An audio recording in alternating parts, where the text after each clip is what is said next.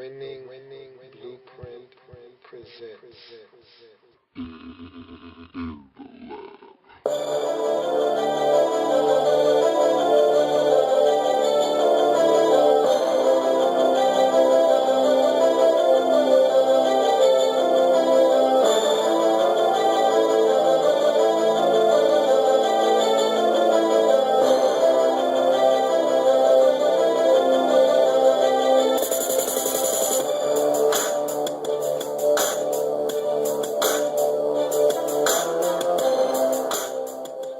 In the lab room.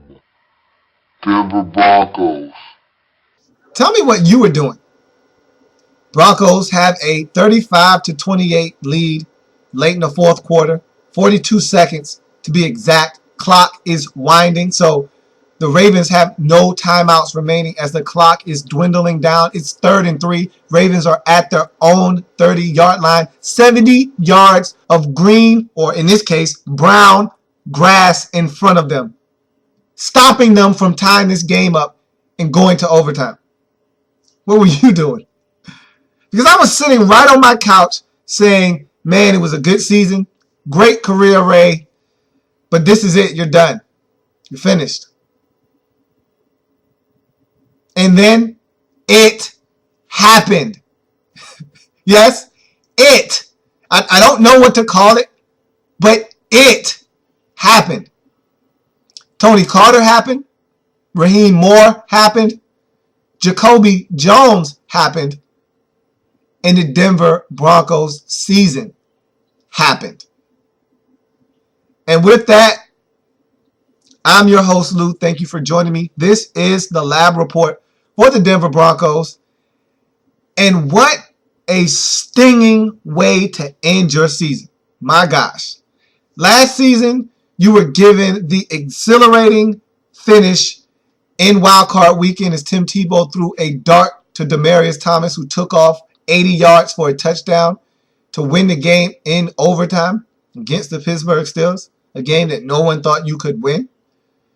This season, the roles were reversed. You were the overwhelming favorite in a game that you led by 7 with less than a minute to go, and seemingly had this one in hand and found a way to lose in dramatic fashion.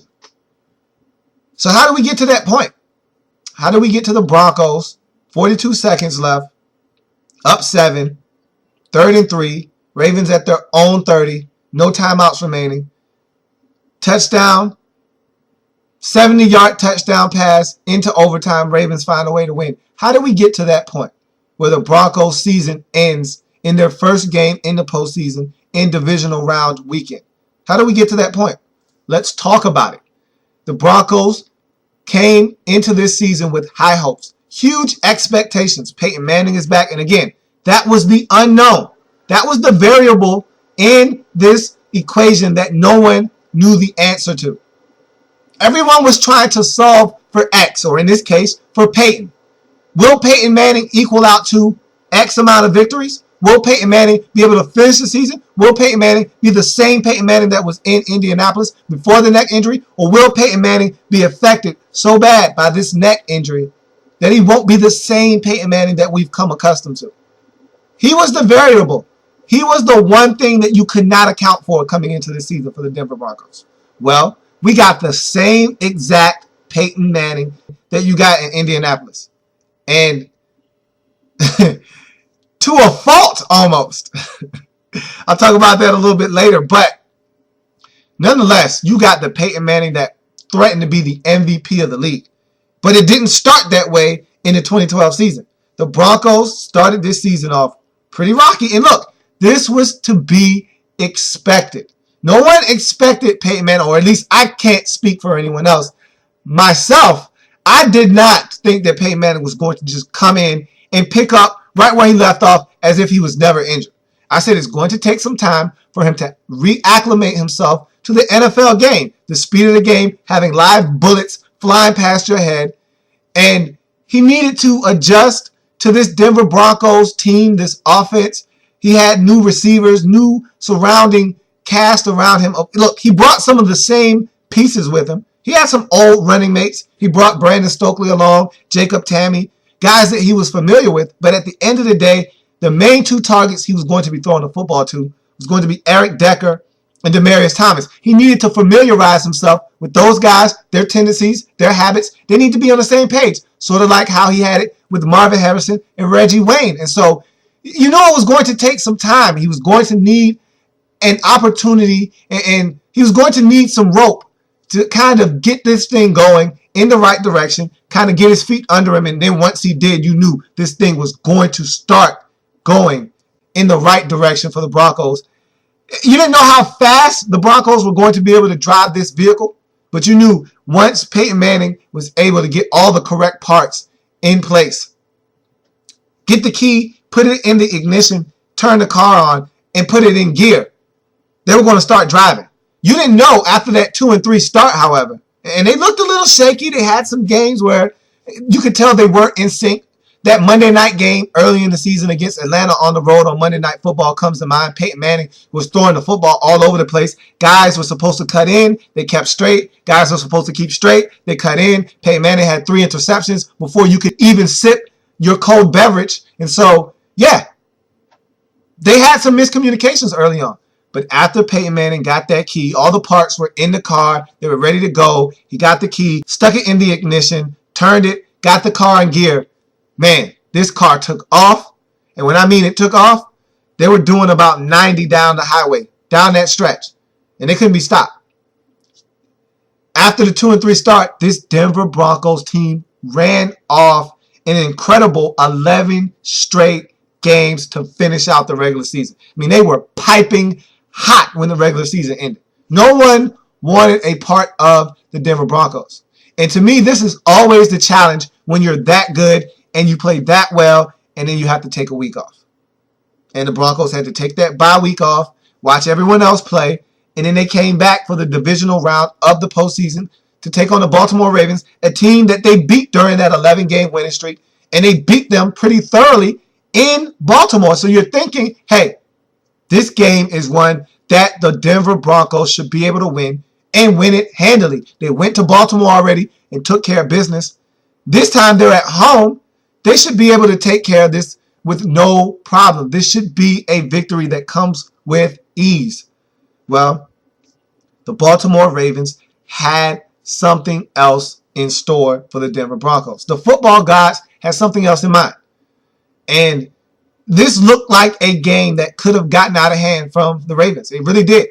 Trendon Holiday runs back a touchdown early in this game, gives the Broncos an early 7-0 lead. The defense gets on the field. They got the Ravens backed up. And if they force a punt here, this game could go in a totally different direction. Instead, the Ravens get out of the shadow of their own end zone with a pass interference call. And there you have it. The game kind of takes on a life of its own after that. Still, though, even after that, even after the Broncos seemingly self-destructed in this game, Peyton Manning throwing a pick six, and yeah, it was pass interference. Doesn't matter. It wasn't called. Even with all of those things happening, Peyton Manning fumbling the football, having opportunities to put this Ravens team away and just can't do it, the Broncos still had the lead with 42 seconds left. Ravens have no timeouts. They're at their own 30. 70 yards to go to tie the game up. 3rd and 3. Clock's winding. And it happened. They always say at the end of the game, nothing cheap, nothing deep. Well, this was cheap and it was deep. Extremely deep. As Tony Carter, which I have no idea what he was doing on the play, allowed Jacoby Jones to run by him. Raheem Moore allowed Jacoby Jones to run by him. Then Raheem Moore takes one of the worst angles I've ever seen in my football watching career. Then, to make matters worse and compile things, he tangles his feet up as if he was a pee-wee football player trying to catch a deep ball. He starts stumbling. He can't get his balance. And he gets this high off the ground and trying to swat the ball. He's trying to swat the ball down. Falls on the ground. Jacoby Jones catches the football and walks in the end zone. Unbelievable. How does that happen? If you are a Denver Broncos fan, you had to be saying to yourself, what the...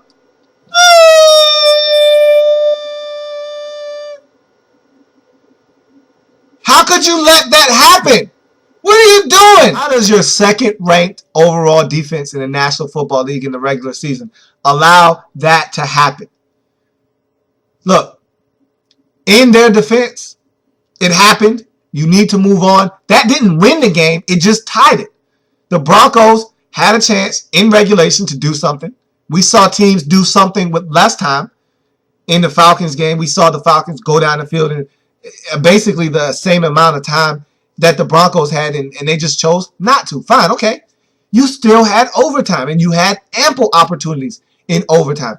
You just didn't get it done. So, in the Denver Broncos defense's defense, the game was not won on that play. It was not lost on that play either. But you could say that, yeah, without that play, you win, you move on. And if the Ravens won the Super Bowl, what do you think the Broncos could have done?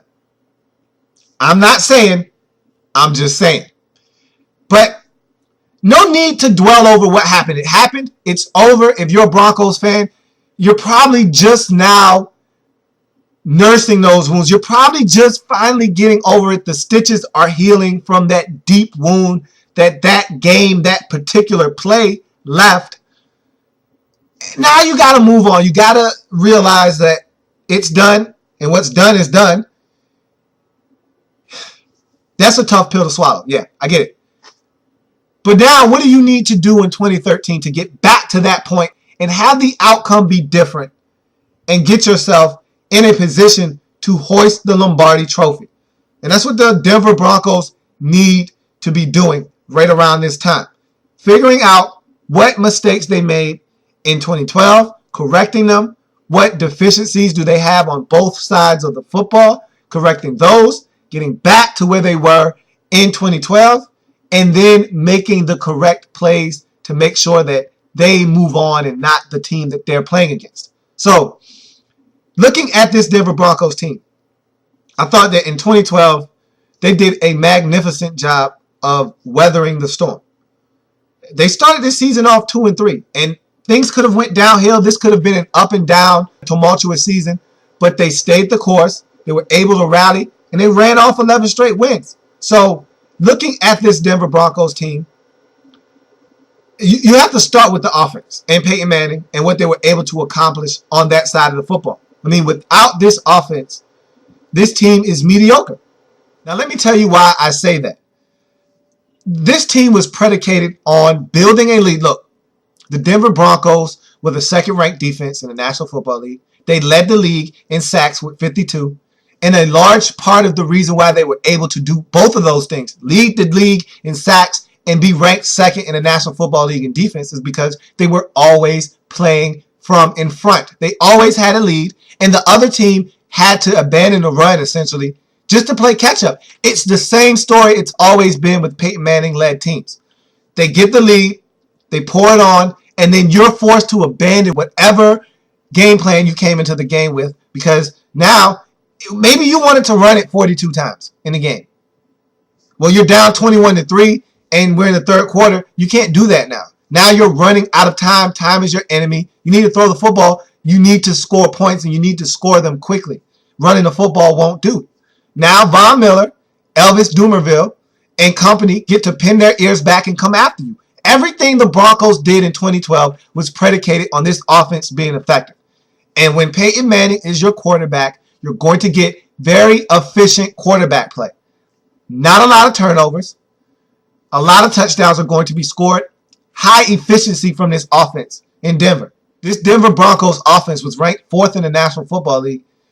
Peyton Manning threw for well over 4,000 yards. Again. Peyton Manning threw for over 30 touchdowns. Again. He helped Demaryius Thomas set a career high in receiving yards and catches. He helped Eric Decker set a career high in yards and catches. This is what happens when Peyton Manning is your quarterback.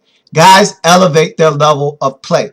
Doesn't hurt that Brandon Stokely is in the slot making magnificent catches and rekindling the magic with Peyton Manning as if they never parted ways. Jacob Tamme and Joel Dreesen are in at tight end catching the football. And so they just put it together with this offense. This offensive line was able to keep Peyton Manning upright. And look, that's always the key when you have a quarterback like a Peyton Manning, like a Tom Brady. Guys who aren't moving anywhere, they need to be protected. You keep them upright, they'll shred a defense. The key to always beating one of those type of quarterbacks is getting pressure, getting them off their spot. And not many teams were able to do that in 2012, and that's why the Broncos were so successful on offense. That's why the Broncos were so successful as a team. Because once the Broncos jumped on you and that lead started to mount, now you have to throw the football. That's when the defense starts to force you into mistakes. But it's funny that I say that because this Denver Broncos team didn't force you into many mistakes. As a matter of fact, this team was -1 in the turnover ratio. That's stunning for a team that won 11 games in a row. Normally, when you go 13-3 and you win 11 games in a row, you're plus 22 in the turnover ratio. I mean, the turnover differential is staggering in your favor. It's the opposite for the Broncos. They're -1. That means they did a good enough job of taking care of the football, but they didn't get turnovers in return. So for those 52 sacks, there wasn't a lot of fumbles being forced or a lot of interceptions coming off of that pressure. They were just getting you off the field. If they sack you for a 7-yard loss on 2nd and 8, it's 3rd and 15. You don't pick it up, you got to punt. Peyton Manning gets the offense back on the field. More points are being scored. That's how the Broncos did it in 2012. It wasn't a lot of Doomerville gets in, forces a fumble, recovered by Von Miller. Broncos take over at the 21-yard line, score on 2 plays later, and they're up with another touchdown. No, this season went something like this. 1st and 10, you run, you get 2 yards. 2nd and 8, you drop back and pass. Von Miller gets in, 7-yard loss. 3rd and 15, you dump it off on a short pass out in the flats. You punt on 4th and 11. Broncos get the football. 11 plays later, Peyton Manning and their offense is in the end zone. You're down another touchdown. That's how the game goes when you play against an explosive offense like the Denver Broncos had in the 2012 season. So it really trickled down from the offense to the defense. This defense was solid, but you saw in the postseason that they had deficiencies defensively. They were hidden by the fact that this offense was so good and it forced teams to have to throw the football. So it kind of masked a lot of the deficiencies. But the Ravens ran the football on the Denver Broncos. The Ravens passed the football, as we saw on that last possession, on the Broncos. And so if you're the Denver Broncos, there's some things you need to shore up in the offseason. Yes, they are. I mean, even though you won 11 games in a row, even though you went 13-3, even though you were able to rally and get your hands on the overall #1 seed in the AFC, you didn't win the Super Bowl. You didn't win a playoff game. So there's things that you need to fix to make this team that much better in the 2013 season. And among them, I feel like, are your aging players. You have a lot of them in key positions. And so you need to plan for the future. And that's what I'm saying right now. It's not a overhaul of the roster. You don't need to do that. I think that your veteran players are seasoned. I won't call them old because they can still play and play at a high level. You just need to have a contingency plan in place for when these guys wake up one morning and realize, damn it, man, I'm 35. I'm old. My bones hurt. I don't know how much longer I can do this. You need to have a plan already set. Champ Bailey's getting up there in age. There was talk of him possibly not being back in Denver. Hogwash. He'll be back in Denver. You need him at the cornerback position. Yeah, he was torched in that playoff game. And I told Champ, I said, Champ, friend to friend. And look, he was a Redskin first. So he is always a guy that I look out for. And I told Champ, I said, look, man, this guy that's standing in front of you, world-class speed. You might want to take a few steps back. Champ said, nope, I got it. I'm good. Don't worry about me. I got this. Okay. All right. 2 plays later, zoom!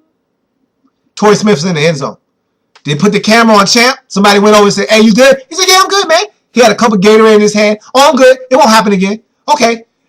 They put the camera on Champ again. Champ is playing press coverage again. I said, Champ, back up. Didn't you learn the first time? Champ said, no, I got it.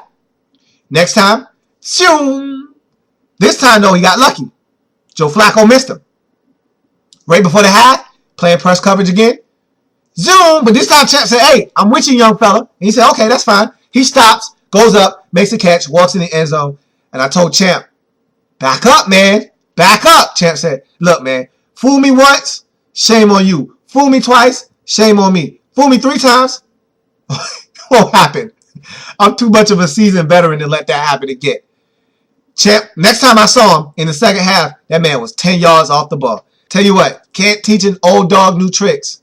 But I tell you what, you can't make an old dog look like a fool 3 times. So, you need corners. Tony Carter blew it on that last defensive play of regulation. Champ Bailey's getting up there in age. I like Tony Carter. I like Chris Harris. You just need more stuff. I think Omar Bolden is another guy you drafted out of Arizona State. You have corners. However, you need to make sure that you have that contingency plan in place. Champ Bailey won't be around for much longer. You need to make sure that you have guys that are ready to step in. Chris Harris is already starting. I like Tony Carter a lot. What's going on with Tracy Porter? I don't know. You don't know. We don't know. All I know is I think cornerback isn't a dire need. You could use more of it, but you don't have to at this juncture. You could use some more safety help, though. That's a definite. And look, Raheem Moore was solid all season long. I hate that one play defines his season because he really had a really, really good season. But that one play is etched in everyone's memory bank, and it's not going anywhere anytime soon. If Raheem Moore retired tomorrow, that's the one play you will remember him by. And it's a shame because, again, he had a really solid season. But you need more solid play out of your safety position. Across from him, there's a void. You could use another safety across from Raheem Moore. He's a young guy out of UCLA. He's fine. He'll get over that play. He'll be solid. You need someone across from him on the other side, however. And so you could use a safety. I don't know what you're going to do with Ryan Clady, but he needs to be back on your team. I don't know if you're going to slap the franchise tag on him. I don't know if you're going to sign him up to a short-term deal. I don't know if you're going to sign him up for a long-term deal. I don't care. Whatever it is, you need to make sure he's protecting Peyton Manning's blind side. End of discussion.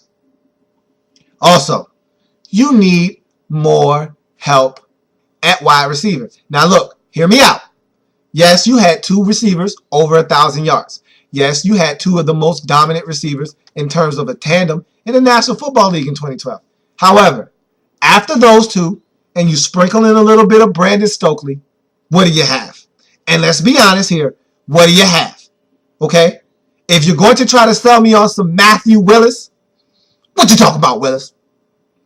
If you're going to try to sell me on one of these other guys you have out there, stop it. Stop it. You need more receivers. You don't have enough. God forbid something happens to Eric Decker or Demaryius Thomas. Boy, would you be in a world of trouble. You need more receivers. And look, one would be suffice for now, but really you need more than one. You need running back help. And look, I know you got Ronnie Hillman. Lance Ball seems to be getting worse and worse as the seasons go by. Your running back position is old. I remember I talked about these old players that you guys have on your team, or as I like to call them because they still have some left in the tank, seasoned veterans. You got a lot of them. Peyton Manning, Champ Bailey. Man, I tell you what, Keith Brooken played an integral part in you guys being a very aggressive and tough, hard-nosed defense. He played some solid bang-up linebacker for you, but he's up there in age. You look at McGahee, and then you can throw in Noshawn Moreno. Yeah, no, he doesn't fit in with the rest of that group. If I were to ask you, Peyton Manning, Champ Bailey, Willis McGahee, Keith Brooken, and Noshawn Moreno, which one of those don't belong? Of course, you'd say no Sean Moreno. But doesn't he remind you of a 47-year-old man when he runs? Man, it looks like it's struggling.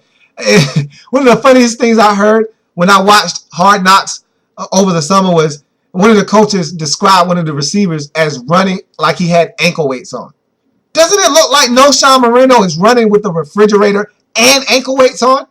Man, it looks like he's running his hardest, but he's not going anywhere. He's not going to be a guy that can carry the load for you. You need a dynamic back. Maybe Ronnie Hillman is that guy. Just think that Ronnie Hillman is a change of pace back. You need a grinder for the type of offense that you want to run. But look, don't listen to me. If Ronnie Hillman is the guy you think he is, you can probably get away with platooning him and Willis McGahee and throwing in another back or two and be fine, I guess. But it'd be so much nicer if you actually had a dominant running back. But look, at the end of the day, receiver, corner, safety more so than receiver, and offensive line are probably your most pressing needs, because I don't know if Clady will be back or not, but you need to have him back in the fold. If you get Clady back, your offensive line potential issues will go away. You need receiver. You can't run away from the fact that you don't have a lot of depth at receiver. And I would like to see you get another running back in the fold. I don't think it could hurt. McGahee's getting up there in age. He's always injured. No Sean Moreno is a 26, 27-year-old trapped in a 40-year-old's body. And I think that Ronnie Hillman is a great change of pace back. I don't think he's a guy you want to give it to 24, 25 times a game. Not saying that the Broncos would do that anyway, but there's games where Peyton Manning checks to 15 runs. I don't think you want Ronnie Hillman getting the football 23 times. So I think you need to address the running back position as well. So if I'm the Broncos with this 28th pick, I'm taking a receiver. I'm taking a safety. I'm taking a cornerback. I'm taking an offensive lineman. These are all positions that could use some help. But again, you look at free agency, you see what you have there, who you lose, what you need to replenish, and then you go from there. You may have more pressing needs after free agency is over. The Broncos may cut ties with some guys that you didn't expect them to. They may lose some guys in free agency that they thought they would be able to sign back and bring back into the fold. And so you may have more pressing needs before the draft even gets started. So we'll see. But right now, I think that's what the outlook is for the Denver Broncos. And that will do it for the Denver Broncos here on their Lab Follow-Up. I thank you for joining me. Stay tuned, as today there is a doubleheader, and we'll be coming back talking about the 29th team to select in the 2013 draft, the New England Patriots. See you in a little bit. Come back. Denver Broncos.